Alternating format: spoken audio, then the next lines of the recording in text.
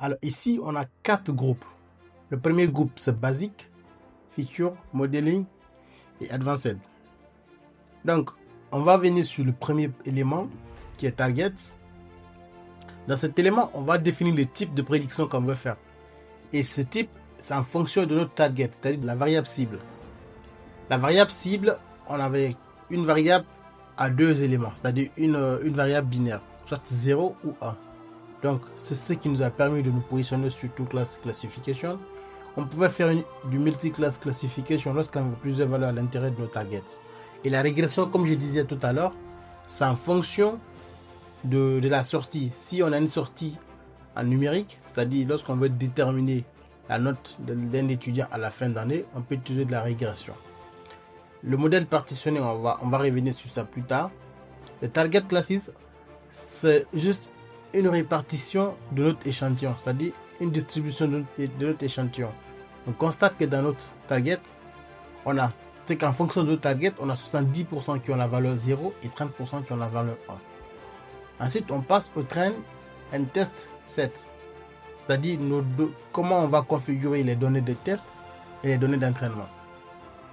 Ici, on a la possibilité de choisir un autre dataset externe. Nous, on a pris split de dataset, c'est-à-dire il va utiliser notre dataset, il va le diviser en deux, il va prendre une partie pour son entraînement, il va prendre une deuxième partie pour son test. C'est pourquoi on a pris le split de dataset. Mais c'est bien possible de le pointer vers un autre dataset, c'est-à-dire on utilise un dataset externe. C'est le cas par exemple des grosses boîtes comme Orange, comme SFR ou Bouygues. Ils veulent savoir par exemple le nombre de clients qui quittent la boîte en fonction de certains facteurs.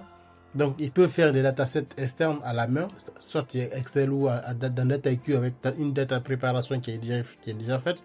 Et puis ils vont pointer ces datasets à partir d'ici. Ils vont le référencer pour dire ton test, tu vas le faire à partir de ce dataset. Mais nous, on va partir sur ce split de dataset. Ensuite, on a la répartition de notre dataset. On va lui dire, ok, dans le dataset que tu as, tu vas prendre 30 et 80% pour ton entraînement et le reste, tu laisses au test. Donc, il va utiliser 80% du dataset pour faire son entraînement. Il va prendre 20% pour faire le test. Ensuite, le random seed, c'est une sorte de référence. On l'utilise juste, par exemple, aujourd'hui, demain, si on fait tourner le même modèle avec le même code de référence, c'est juste pour nous permettre d'avoir les mêmes résultats. Ensuite, on passe aux métriques. Les métriques, comme on le dit souvent, les métriques de performance, ce sont des métriques qui vont nous permettre d'évaluer notre modèle. Et cette évaluation sera faite sur le dataset test en comparant les prédictions du modèle vs la réalité de ce qu'on peut voir dans les données test. On peut voir ici, on a la ROC AUC. En dehors de cette ROC AUC, on a plusieurs autres métriques. Et chaque métrique a une spécificité. Donc, il faut choisir la métrique en fonction de votre use case. Par exemple, je sais que pour la précision, on l'utilise dans le cadre médical pour détecter, par exemple, le cancer. C'est-à-dire, si une personne a le cancer, oui ou non. Donc, il faut l'adapter en fonction de votre use case.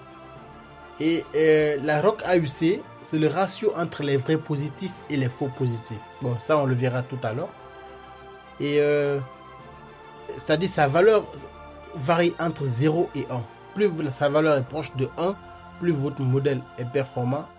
Et lorsqu'il est proche de 0, votre modèle n'est pas du tout performant. Donc, et comment cette évaluation sera faite?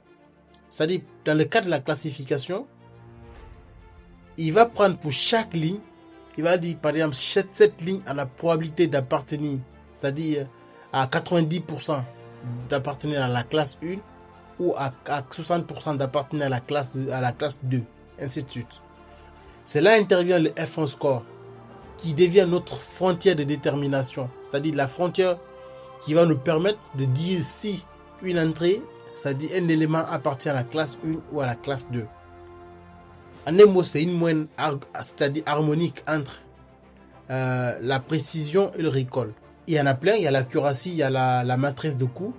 Mais nous, retenez que dans un cadre, dans le problème de classification, la ROC AUC et le F1 score sont largement suffisants.